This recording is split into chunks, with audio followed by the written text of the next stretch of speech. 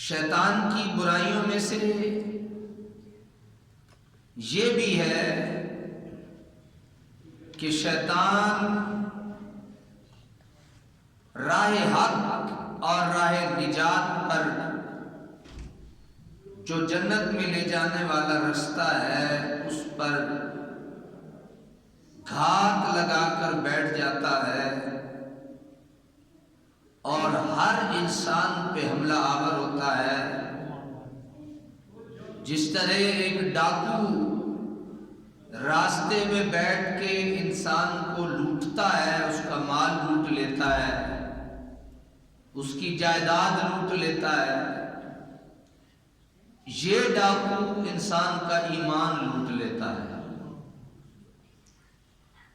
جس طرح کہ آیت کریمہ میں نے عرض کیا قال فبما اغویتنی لأقعدن لهم صراطک المستقیم، کہ یہ بیٹھ جاتا ہے تمہارے سیدھے راستے پر اور تمہیں بغیر وار کے جانے نہیں دیتا، حملہ کرتا ہے آگے سے بھی، پیچھے سے بھی، دائیں سے بھی، بائیں سے بھی، اور انسان جو بھی راستہ اختیار کرے شیطان اس پر گھات لگائے ہوئے موجود ہوتا ہے۔ اگر وہ فرما برداری کے لیے نکلے تو اسے باز رکھنے پر منع کرے گا، فرما برداری سے اس کے لیے فرما برداری کو مشکل بنا کے پیش کرے گا اور ہر حربے سے اسے فرما برداری سے روکے گا۔ حضور نبی رحمت صلی اللہ علیہ وسلم کا ایک فرمان ہے، میرے آقا صلی اللہ علیہ وسلم فرماتے ہیں کہ ان الشیطان قاعد لابن آدم بأطرقہ،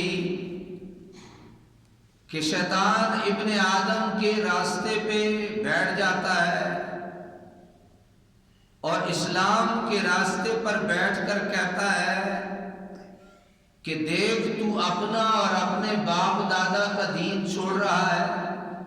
یعنی کوئی بندہ اسلام قبول کرنا چاہے تو شیطان اس کے راستے پہ آ کے اسے کہتا ہے تیرا پیو تیرا دادا جس دین تھے یا تو وہ دین چھوڑ رہے ہیں، وہ اس کے راستے پہ آ کے اسے دین اسلام اور دین حق کے راستے سے اسے ہٹانے کی کوشش کرتا ہے۔ پھر کوئی شخص اگر ہجرت کرنے لگے تو وہ اس کے راستے میں بیٹھ کے آ کے کہتا ہے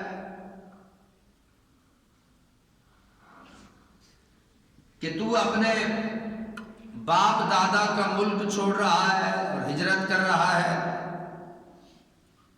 اگر کوئی شخص جہاد کے لیے کمر باندھ لے تو یہ کہتا ہے کہ دیکھو کتنا اللہ نے تجھے خوبصورت بنایا ہے، تیری بیوی کیا کہے گی، تیرے بچے کہاں جائیں گے، تو یہ طرح طرح سے اس کے ارادوں میں لغزش ڈالتا ہے اور اس کی ٹانگوں میں کمزوری پیدا کرتا ہے جہاد کے لیے اٹھتے وقت۔ اور جب بھی کوئی بندہ کوئی زیادہ نفع بخش اور اللہ کے زیادہ پسندیدہ ہوتا ہے تو یہ جو شیطان ہے یہ اتنی اس کی مخالفت زیادہ کرتا ہے۔ بزرگ فرماتے ہیں کہ چور یا ڈاکو وہاں ڈاکہ ڈالتا ہے جہاں مال موجود ہوتا ہے۔ تو اسلام اور مسلمان کے دل میں جو اسلام کی نعمت ہے یہ ایک بہت بڑی اللہ کی کیا ہے نعمت ہے۔ تو شیطان اس بندے پہ اور اس دل پہ ڈاکہ ڈالتا ہے اور وہ اس سے اسلام کی نعمت کو اور نیکیوں کی نعمت کو چرانے کی کیا کرتا ہے؟ کوشش کرتا ہے۔ حضرت ابو ہریرہ رضی اللہ تعالیٰ عنہ آپ فرماتے ہیں کہ رسول اللہ صلی اللہ علیہ وسلم نے ارشاد فرمایا کہ اذا نودی بالصلاۃ ادبر الشیطان، کہ جب اذان دی جاتی ہے تو شیطان گز مارتے ہوئے بھاگ جاتا ہے، لمبی لمبی ڈھینگے مارتا ہے اور بھاگ جاتا ہے۔ جہاں تک اذان کی آواز جاتی ہے وہاں تک شیطان بھاگ جاتا ہے، اور جب اذان ختم ہو جاتی ہے تو پھر وہ واپس آ جاتا ہے۔ پھر کیا ہوتا ہے؟ پھر جب اقامت پڑھی جاتی ہے تو پھر پیٹھ پھیر کر بھاگ جاتا ہے، اور جب اقامت ختم ہوتی ہے تو پھر واپس آ جاتا ہے، اور جب واپس آتا ہے تو واپس آ کر اس انسان اور انسان کے دل کے درمیان حائل ہو جاتا ہے، اور وسوسہ ڈالتے ہوئے کہتا ہے فلاں کام یاد کر، فلاں کام یاد کر، یہ بھی ابھی کام تو نے کرنا ہے، یہ کام بھی تو نے کرنا ہے، یہ کام بھی ابھی باقی ہے۔ میں نے شاید پہلے بھی یہ واقعہ عرض کیا ہے کہ حضرت امام اعظم ابو حنیفہ کے پاس کوئی شخص حاضر ہوا اور آ کے عرض کرنے لگا حضور میں کوئی دنیا کا سامان تھا، مال و دولت تھا، میں رکھے بھول گیا ہوں، تو آپ نے فرمایا جاؤ 100 رکعت نفل پڑھو یاد آ جائے گا۔ تو وہ شخص اپنے گھر گیا اور 100 رکعت نفل پڑھنے کا ارادہ کر لیا۔ ابھی 2 ہی رکعتیں پڑھی تھی کہ اسے یاد آ گیا کہ اس نے سامان کہاں رکھا تھا۔ وہ واپس پلٹا اور واپس جا کے امام اعظم ابو حنیفہ کی بارگاہ میں عرض کرنے لگا حضور 2 ہی پڑھی تھی یاد آ گیا۔ فرمایا کتنا ظالم ہے، 2 پہ ہی تجھے اپنا کام کر گیا ہے۔ تو یہ جو شیطان ہے جب اقامت ہو گئی، اقامت کے بعد یہ پھر واپس آتا ہے، ہر بندے اور اس کے دل کے درمیان پھر حائل ہوتا ہے اور اسے طرح طرح کے وسوسے، طرح طرح کے شکوک و شبہات، طرح طرح کی باتیں ڈالتا ہے۔ یہ بخاری شریف کی حدیث ہے۔ پھر کیا ہوتا ہے؟ پھر یہ ہوتا ہے کہ وہ بندہ بھول جاتا ہے۔ نماز کے دوران کیا ہوتا ہے؟ وہ بندہ بھول جاتا ہے، اب اسے یاد ہی نہیں رہتا کہ میں نے 3 رکعتیں پڑھی تھی یا 4 پڑھی تھی، 3 پڑھی تھی یا 4 پڑھی تھی۔ پھر کیا ہوتا ہے؟ پھر اسے سجدہ صاف کرنا پڑتا ہے۔ فقہی مسئلہ بھی یہی ہے کہ بندہ جب بھول جائے نماز میں تو سجدہ صاف کر دے، بھولنے والا سجدہ کر دے، تو جب وہ سجدہ صاف کرتا ہے تو پھر اس کی نماز مکمل ہوتی ہے۔ لیکن شیطان اپنا کام کیا کرتا ہے؟ وہ کرتا رہتا ہے اور اپنا کام دکھاتا رہتا ہے۔ سامعین محترم، شیطان کو کتنا برا لگتا ہے، شیطان کو کتنا برا لگتا ہے کہ ساری زندگی جو کام میں نے کیا تھا میری ایک نہیں چلی، یہ پھر آ کے اللہ کی بارگاہ میں کھڑا ہو گیا۔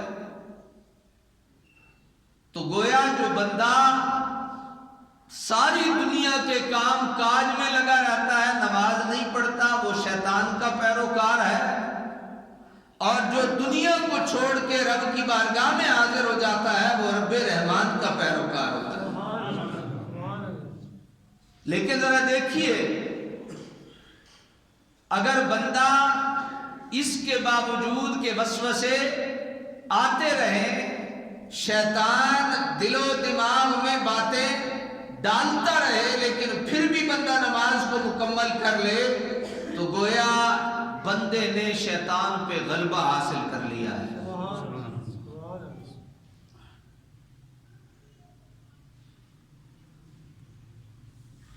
پھر یہ جو شیطان ہے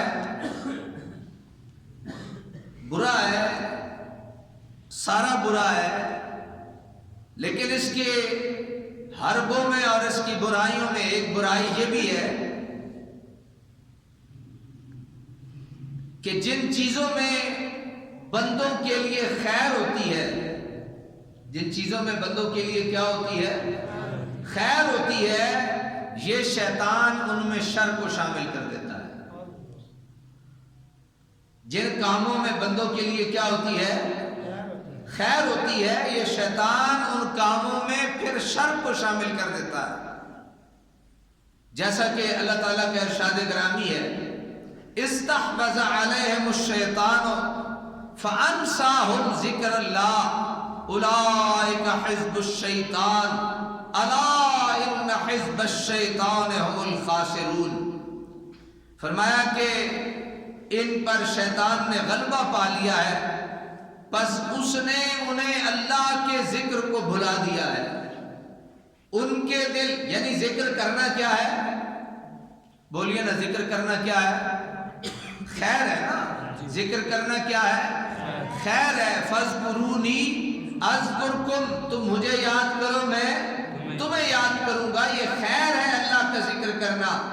لیکن اس کا کام کیا ہے؟ یہ کیا کرتا ہے؟ فانساہم ذکر اللہ، بندوں کو اللہ کا ذکر بھلا دیتا ہے، اللہ کے ذکر سے غفلت میں ڈال دیتا ہے اور ان کو اللہ کے ذکر سے دور رکھتا ہے۔ فرمایا اولئک حزب الشیطان، یہی شیطانی گروہ ہے۔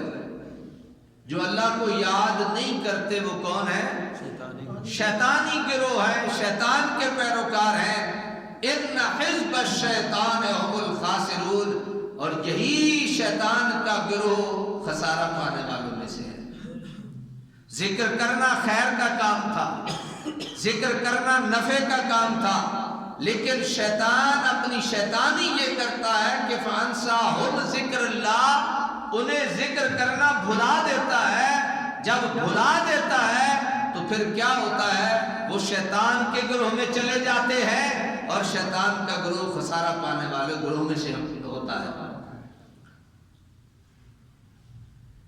ہمارے لیے رسول اللہ صلی اللہ علیہ وسلم کے نے جو اعمال اور اذکار اور جن اعمال اور اذکار کی پابندیوں کا ذکر فرمایا ہے، یہ ان کی بابت فرمایا کہ کہیں شیطان تمہیں بھلا نہ دے، خبردار شیطان کے بہکاوے میں نہ آنا۔